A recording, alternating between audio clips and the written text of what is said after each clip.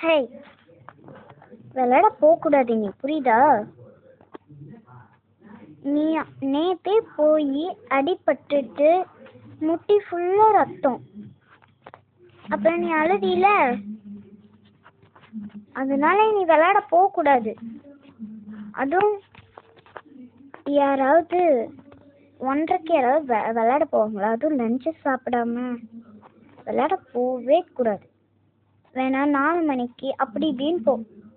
Cycle மட்டும்தான் ஓட்டணும். ஓடி விளையாடுறது, கிரிக்கெட் விளையாடுறது அதெல்லாம் இருக்கக்கூடாது, புரியுதா?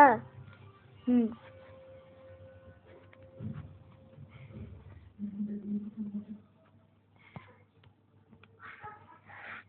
ஓகேவா? இனிமேல் போகாத, ப்ளீஸ்.